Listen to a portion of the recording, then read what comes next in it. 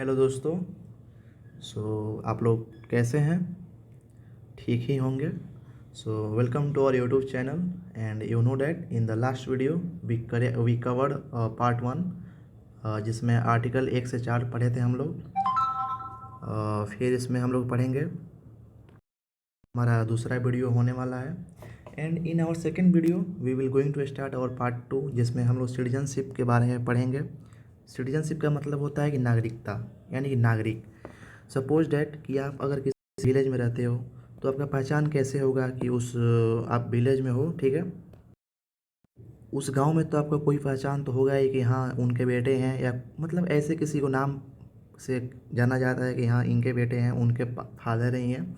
तो ठीक वैसे ही कि अगर किसी कंट्री में आपको रहना है तो वहाँ का नागरिकता, यानी कि वहाँ का आप प्रूफ क्या है। अगर आप किसी देश में रहते हो तो उसको सबसे पहले समझना है कि वहाँ का रहने के लिए आपके पास सबूत क्या है कि हाँ उसी कंट्री के हो, ठीक है। तो वही बताया गया है सिटीजनशिप के बारे में यहाँ पे, कि सिटीजनशिप का मतलब होता है नागरिकता। कि अगर आप इंडिया में रहना चाहते हो तो आपके पास क्या सबूत है, या इंडिया के हो तो आपके पास क्या सबूत है कि आप इंडिया से ही हो। तो जैसे कि आप लोग दोस्तों को आप लोगों के पास होगा ही Aadhaar card, PAN card, driving licence. ये हमारे सबूत हैं कि हाँ भाई हम इंडिया से बिलोंग करते हैं। एंड इसी को हम लोग पढ़ेंगे पॉलिटी के पार्ट 2 में, जिसमें आर्टिकल 5 से 11 आता है। So let us guys start our video without any wasting of time and understand what is citizenship. तो जैसे कि आप यहाँ देख सकते हैं कि लिखा हुआ है सिटीजनशिप पार्ट 2 आर्टिकल 5 से 11। 1 minute, I just use my colour pen. Okay, part 2 citizenship article 5 to 11 यहाँ लिखा गया है 5 to 11। तो इसमें समझते हैं कि क्या होता है सिटीजनशिप। यहाँ लिखा है कि any country gives some special rights. कोई भी कंट्री में, इस वर्ल्ड के किसी भी कंट्री में जाओ, वहाँ के गवर्नमेंट आपको कुछ स्पेशल राइट्स देती है। आप अगर वहाँ के निवासी हो तो आपको कुछ स्पेशल राइट्स मिलेगा। यहाँ लिखा है स्पेशल राइट्स, उसी को बोलते हैं सिटीजनशिप।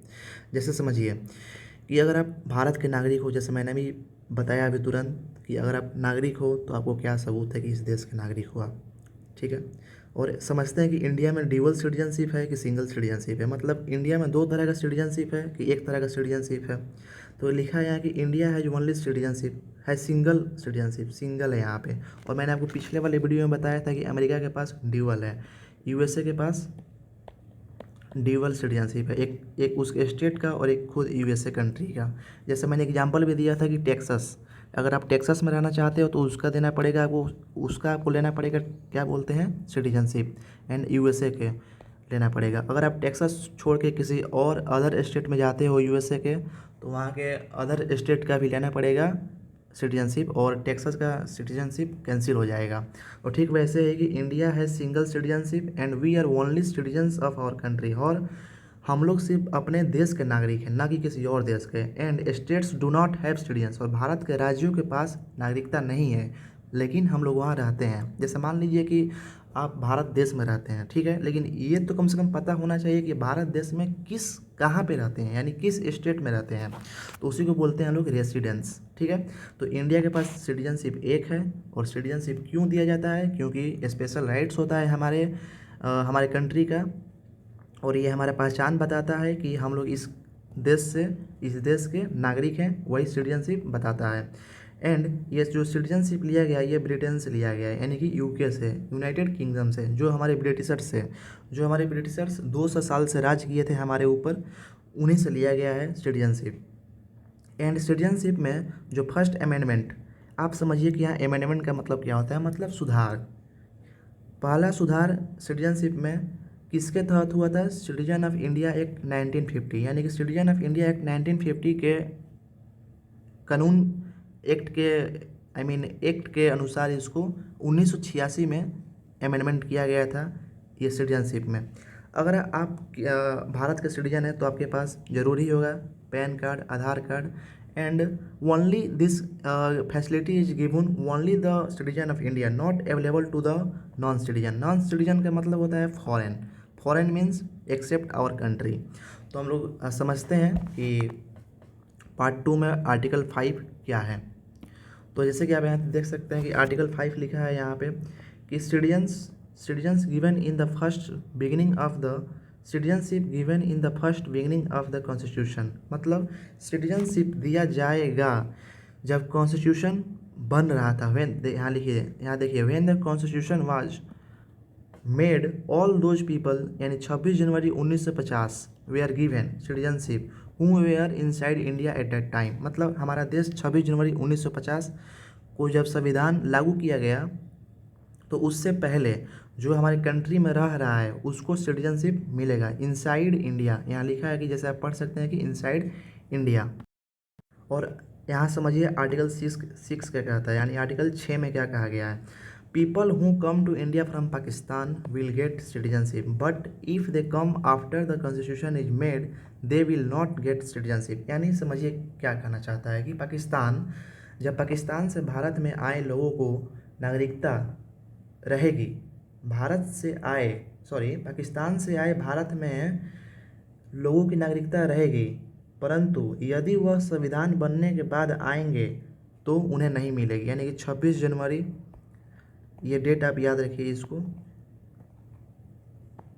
कि 26 जनवरी 1950 से पहले जो भी इंडिया में है उसको सिटीजनशिप मिल जाएगा, लेकिन इसके बाद जो भी आएगा तो सिटीजनशिप नहीं मिलेगा। तो आर्टिकल 6 कहता है कि इन people who come to India from Pakistan will get citizenship, यानी जो पाकिस्तान से भारत में लोग आए हैं उनको सिटीजनशिप मिल जाएगा, बट कंडीशन ये है कि 26 जनवरी 1950 से पहले उनको भारत में आ जाना पड़ेगा, नहीं तो उनको सिटीजनशिप नहीं मिल सकता है। And after that we will, हम लोग समझते हैं कि आर्टिकल 7 क्या कहता है। तो आर्टिकल 7 सिंपल कहता है कि after independence such people who migrated, जब हमारा देश आज़ाद हुआ तो वो लोग जो माइग्रेट, मतलब कि इंडिया से पाकिस्तान चले गए थे, जब मेरा देश का बंटवारा हुआ, हमारे देश का बंटवारा हुआ तो कुछ लोग हिंदुस्तान से पाकिस्तान चले गए। And who return before making the constitution will given citizenship. वही बात कहा गया है कि जो भी लोग हमारे हिंदुस्तान से पाकिस्तान चले गए हैं और हमारे कॉन्स्टिट्यूशन बनने से पहले अगर आ गए तो उनको भी सिटीजनशिप मिल जाएगा, ठीक है। और आर्टिकल 8 क्या कहता है, आर्टिकल 8 कहता है कि citizenship will not be terminated. यहाँ टर्मिनेटेड का मतलब होता है कि डिसक्वालीफाइड, मतलब हटाया नहीं जाता। Travelling abroad and doing job, जैसे मान लीजिए आप अमेरिका घूमने गए तो थोड़ी ना आपका सिटीजनशिप इंडिया का कैंसिल हो जाएगा, आप तो घूमने के पर्पज़ से गए हैं। और सपोज डेट कि आप वहाँ अगर जॉब करना चाहते हैं, अमेरिका हुआ, ब्राज़ील हुआ, रसिया हुआ, तो आप वहाँ जॉब कर सकते हैं, घूम सकते हैं, तो आपका इंडिया सिटीजनशिप नहीं जाएगा, मतलब कि भारत का नागरिकता नहीं जाएगी। आप कहीं भी घूमिए कोई फ़र्क नहीं पड़ेगा। एंड आर्टिकल 9 कहता है कि citizens of India will be terminated terminated on taking foreign citizenship. Suppose date कि अगर आप गए इंडिया से बाहर, सपोज डेट कि आप गए अमेरिका गए और सोचे कि वहाँ तो काफ़ी अच्छा फैसिलिटी है as compare to India, and आपने अमेरिका का सिटीजनशिप ले लिया, तो ऑटोमेटिक आपका क्या होगा कि इंडिया का सिटीजनशिप कैंसिल हो जाएगा, यहाँ का ऑटोमेटिक कैंसिल हो जाएगा। जैसे भोजपुरी में कहा जाता है कि छुअला तो गईला बेटा, ठीक वही यहाँ पे बताया गया है कि आर्टिकल 9 कह रहा है कि if you taking any foreign citizenship then your Indian citizenship will be terminated, cancel कर दिया जाएगा। और ये जितना भी सिटीजनशिप का काम होता है ये पार्लियामेंट काम करती है। कौन काम करती है और ये किस मिनिस्ट्री के अंदर आता है, मिनिस्ट्री ऑफ होम अफेयर्स, जो कि हमारे माननीय अमित शाह जी अभी देख रहे हैं उसको। एंड आर्टिकल 10 कहता है कि सिटीजन ऑफ इंडिया, यानी कि भारत के नागरिक, will remain as long as they do not any anti national work. मतलब जैसे मान लीजिए कि सपोज डेट मैं आपको कोई एग्जांपल देना चाहता हूँ कि सपोज डेट कि अमेरिका के राष्ट्रपति जो बाइडेन अगर भारत में आए और आप उन पे अशब्द प्रयोग कर रहे हैं या फिर उन पे कोई मतलब क्या बोलते हैं कि अभद्र व्यवहार कर रहे हैं, तो मिसबिहेव कर रहे हैं किसी भी राजनेता के साथ जो भी दूसरे कंट्री से आया है, तो आपका सिटीजनशिप कैंसिल कर दिया जाएगा और ये कह दिया जाएगा कि ये आदमी पागल हो चुका है, तो ये हमारे भारत का नहीं है, ठीक है।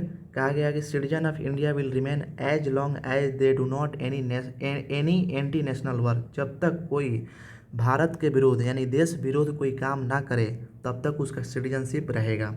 और आर्टिकल 11 में क्या कहा गया है कि parliament makes law related to citizenship the responsibility has given the ministry of home affairs. जैसे कि मैंने आपको पहले ही बता दिया था कि आर्टिकल 11 कहता है कि जो भी सिटीजनशिप से रिलेटेड कानून है ये पार्लियामेंट इसको बनाएगा और ये होम अफेयर्स के मिनिस्ट्री ऑफ होम अफेयर्स के अंडर आता है। तो आई थिंक आप लोगों को इतना समझ में आ गया कि क्या क्या कहा गया है। चलिए एक क्विक रिवीजन ले लेते हैं।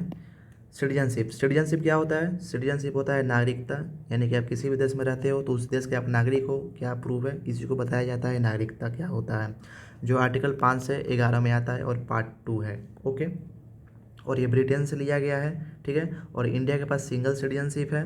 और सिटीजनशिप इंडिया एक्ट 1950 के तहत ये इसका अमेंडमेंट, फर्स्ट अमेंडमेंट किया गया था 1986 में, ठीक है, 1986 में। अगर आप सिटीजन हो किसी भी कंट्री के तो वहाँ का जो भी गवर्नमेंट बोलती है pan card, Aadhaar card, driving licence जो भी बनवाना होता है तो आप बनवा लो उसको, तो आप कहाओगे भारत के नागरिक। एंड आर्टिकल 5 हम लोग समझ गए क्या कहता है। आर्टिकल 5 कहता है कि 26 जनवरी 1950 से पहले जो भी भारत में लोग रह रहे हैं उनको सिटीजनशिप मिल जाएगा, ठीक है। और आर्टिकल 6 में कहता है कि अगर आप पाकिस्तान से भारत आए हैं और कॉन्स्टिट्यूशन बनने से पहले आ गए हैं तो आपको सिटीजनशिप मिल जाएगा। और आर्टिकल 7 क्या कहता है कि अगर आप भारत से पाकिस्तान चले गए हैं गलती से, जब हमारे देश का बंटवारा हो रहा था, तो सिटीजनशिप मतलब कि कॉन्स्टिट्यूशन बनने से पहले अगर इंडिया रिटर्न कर गए तो आपको मिलेगा सिटीजनशिप। एंड आर्टिकल 8 कहता है कि citizenship will not terminated travelling abroad and doing job. मैंने बताया ही था कि अगर आप कहीं घूमना चाहते हो फॉरेन कंट्री तो आपकी सिटीजनशिप कैंसिल नहीं हो सकती। आर्टिकल 9 कहता है citizens of India will be terminated on taking foreign citizenship. वही बात कहा गया कि अगर आप किसी भी देश का नागरिकता लेना चाहते हो तो आपका भारत का नागरिकता ख़त्म हो जाएगा। एंड आर्टिकल 10 में कहता है कि अगर आप कोई भी देश विरोधी काम करोगे तो आपको आपकी नागरिकता क्या कर दी जाएगी, ख़त्म कर दी जाएगी, ठीक है, और आपको जेल में डाल दिया जाएगा। एंड आर्टिकल 11 क्या कहता है कि इससे रिलेटेड यानी कि सिटीजनशिप से रिलेटेड कोई भी कानून जो होगा वो पार्लियामेंट बनाएगा और इसका जो मिनिस्ट्री इसके अंडर आता है, जो मिनिस्ट्री ऑफ होम अफेयर्स, जो हमारे अमित शाह भी हैं, वो ये सब देखते हैं। एंड हम लोग समझते हैं कि कितने तरह से हम लोग अपना नागरिकता प्राप्त कर सकते हैं, यानी कि methods of obtaining our citizenship. तो फर्स्ट ऑफ ऑल हम लोग समझते हैं कि ये होता क्या है। तो यहाँ लिखा गया है कि देयर आर 5 मेथड्स, यानी कि 5 तरीक़ों से हम लोग को नागरिकता मिलता है, ठीक है। तो हम लोग को जो भी नागरिकता मिला है, यानी कि हम लोग को हमारे जनरेशन को जो नागरिकता मिला है हमारे पेरेंट्स के बर्थ के आधार पे मिला है, यानी कि हमारे माता पिता जो हैं अगर इंडिया में जन्म लिए हैं तो उनके बेसिस पे हम लोग को अभी सिटीजनशिप मिला है, जहाँ जैसे कि यहाँ लिखा है कि on the basis of birth. And after that second number है बाय डिसेंट। डिसेंट का मतलब होता है कि अगर क्या बोलते हैं कि आप अगर बाहर मतलब पैदा हुए हो लेकिन आपका पेरेंट्स या फिर माता पिता कोई भी एक आदमी इंडिया से होना चाहिए तो आपको डिसेंट यानी कि बर्थ के आधार पर आपको मिल जाएगा citizenship, suppose that. Okay. And article 3 कहता है कि when a foreign state is merge with India will in India it's people will given citizenship. जैसे कि मैंने आपको एग्जांपल भी दिया था कि सिक्किम को 1975 में मिला लिया गया था, तो वो उसी का बात किया गया है कि एनी फॉरेन स्टेट, जो भी फॉरेन स्टेट को मर्ज कर दिया जाएगा इंडिया में तो उसको इंडिया का सिटीजनशिप क्या होगा, मिल जाएगा। तो ये तीसरा मेथड है। और चौथा मेथड समझते हैं क्या कहता है। रजिस्ट्रेशन का मतलब होता है कि रजिस्ट्रेशन करा के, ठीक है। रजिस्ट्रेशन का मतलब होता है पंजीकरण कराने के लिए to get citizen through this method. अगर आप रजिस्ट्रेशन के थ्रू लेना चाहते हैं सिटीजनशिप तो a person has to live in India, यानी कि उस आदमी को भारत में रहना पड़ेगा कंटिन्यूसली फॉर 5 ईयर्स, यानी कि 5 साल तक उस आदमी को रहना पड़ेगा भारत में, तो आपको मिल जाएगा citizenship through registration. Okay. And fifth one is indigenisation, मतलब कि शुद्धिकरण, मतलब देसीकरण से। समझिए देसीकरण क्या होता है। A person who knows only one language of India, suppose at आप जानते हैं कि हमारे भारत में बहुत तरह की भाषाएं बोली जाती है, तो उस आदमी को अगर सिटीजनशिप बनना है इंडिया का तो उस आदमी को कम से कम एक लैंग्वेज पता हो इंडिया का, and has a positive attitude towards India, ना कि मतलब कि भारत के प्रति उसका सोच अच्छा हो, ना कि कोई गलत सोच हो उसका। एंड मस्ट बी साइंटिस्ट, वैज्ञानिक हो या और any expert in the arts and must have resided in our India, मतलब किसी भी क्षेत्र में, आर्ट्स में, म्यूजिक में, वो मतलब एक पहचान बना के रखे अपना, और कंटिन्यूसली फॉर 10 ईयर्स, और 10 साल से वो भारत में रह रहा हो, ठीक है। और रजिस्ट्रेशन में क्या था कि 5 साल ही आपको रहना है, और यहाँ पे क्या है कि 10 साल आपको रहना है, और ये जितना भी दिया गया है कंडीशन ये आपको फुलफिल करना है।